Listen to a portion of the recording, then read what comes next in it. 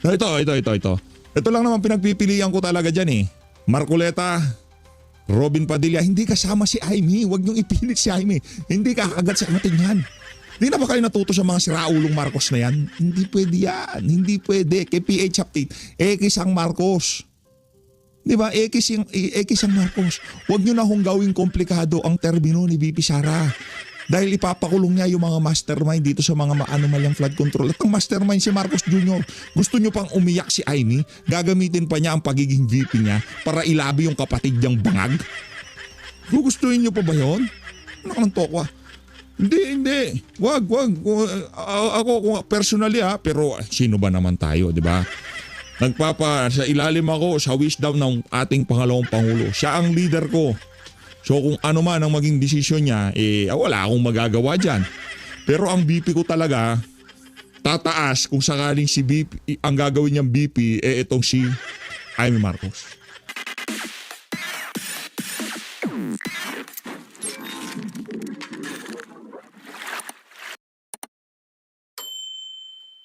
Nako, isa sa pinakaabangan nating magsalita kaugnay doon sa pag-aanunsyo nitong si VP Sara. Walang iba kung hindi itong si Leni Lutang. Tama yan, Leni. Makipagkita ka kay Marcos Jr. Talagang literal kain suka ang gagawin ninyo. Di ba? At least tayo. Totoo na talagang kinampanya natin ang Unity Team noong 2022. Pero nung nakita na nating nagnakaw ang administrasyon, iniwasan at binatikuso natin sila.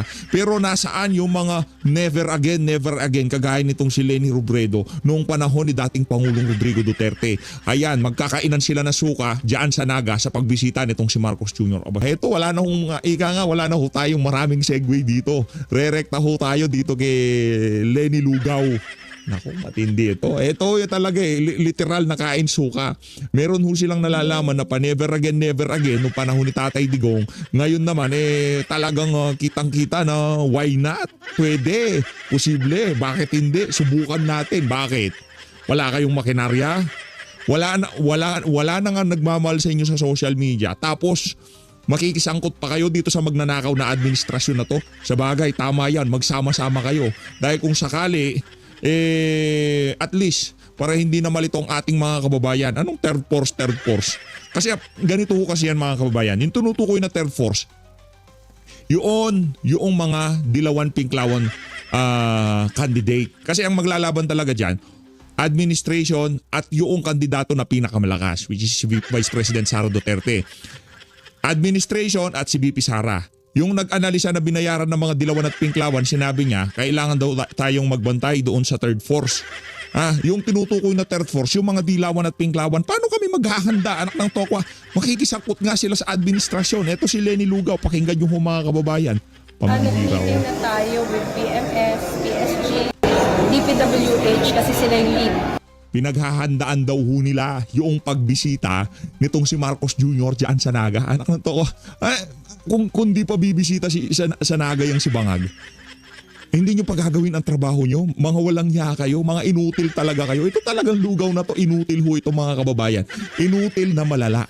Pambihira, hindi pa kayo mag-i-inspection, hindi ka pa makikipag-usap sa DPWH, hindi ka pa makikipag-usap sa mga concerned government agency, kundi pa bibisita si Marcos Bangag.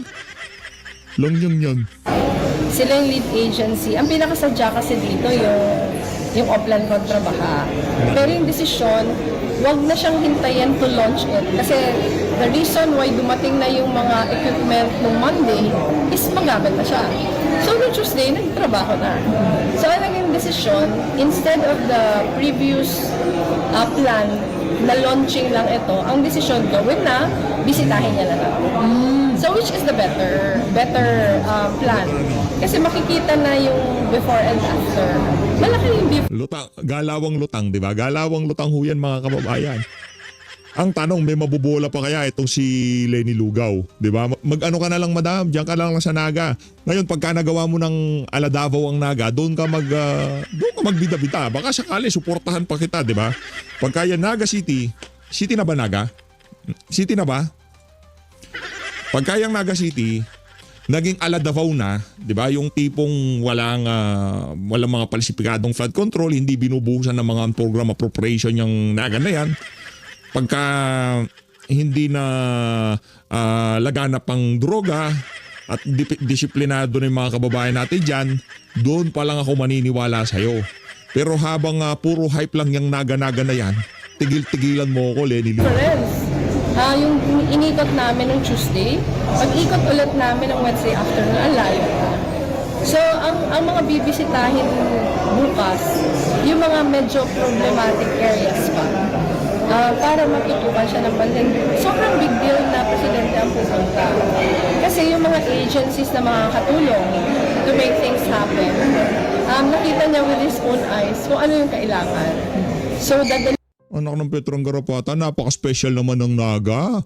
Anak ng Toka, binuhos yung sandamukal na kukurakutan dyan sa Bulacan tapos bibisita siya sa naga. Palakpakan ng mga siraulong bangag.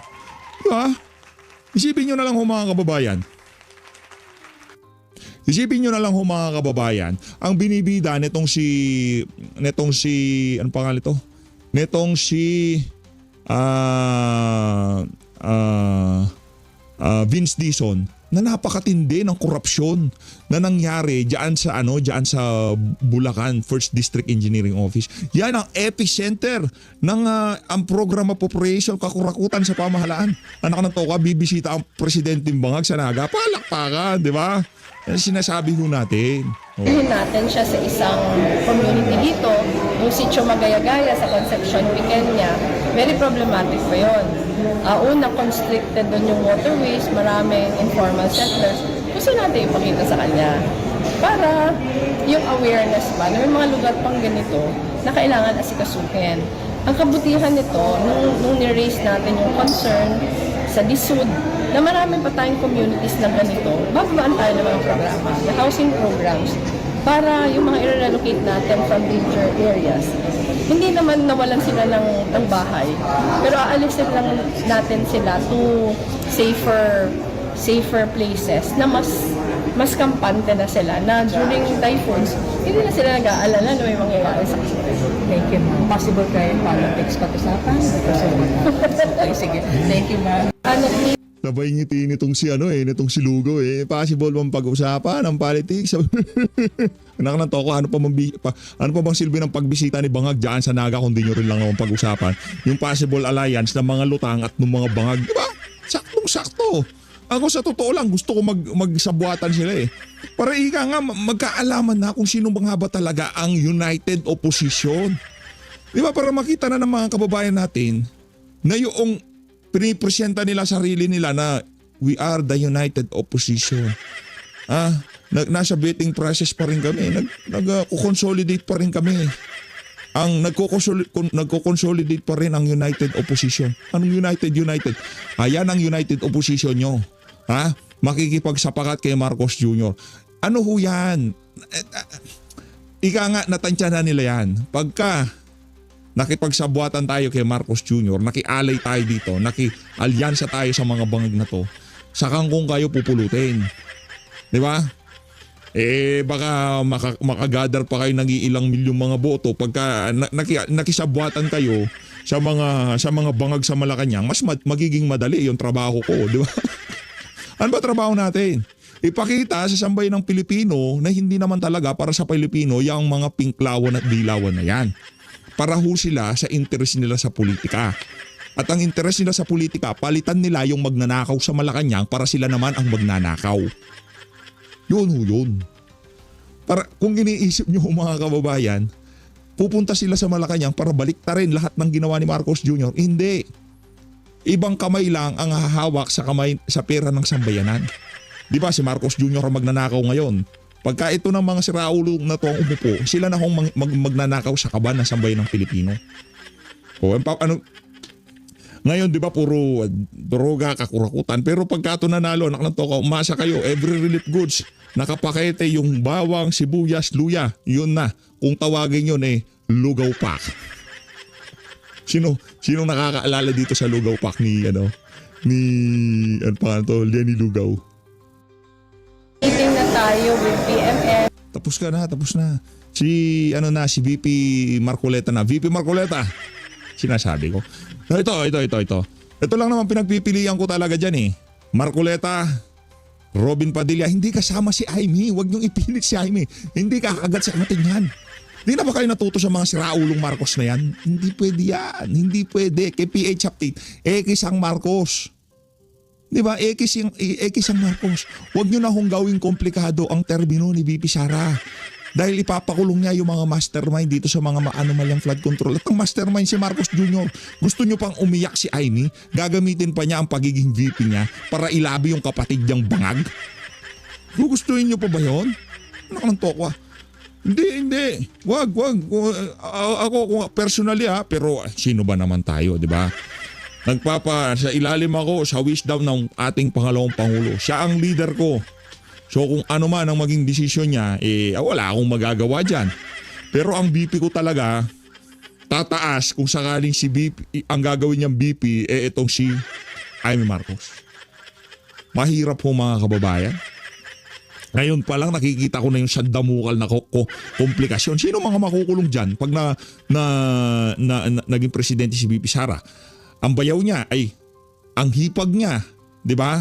Yung tinuturo ni Saldi ko na nakikialam sa mga dealings ng pamahalaan. Si Lisa Araneta Marcos, di umano nakikialam. Sabi ni Saldi ko, sino pa? Marcos Jr., Martin Romualdez, mga kaibigan nila, lagdami. Sila ho ang ika nga sa mga ulo nila babagsak ang tabak. Ibig sabihin yung ulo nila ang magiging kapalit o sila ang makukulong. Baka gawing literal mga bangag Huwag ililiteralin nila yan. Di ba? Sa ulo, yung tabak na nakaatang sa ulo nila. Ibig sabihin yung hustisya. Yun, hustisya yun Hindi literal na tabak na matalim. Hindi yun. Figure of speech. Yung mga bangag, ayusin natin Figure of speech.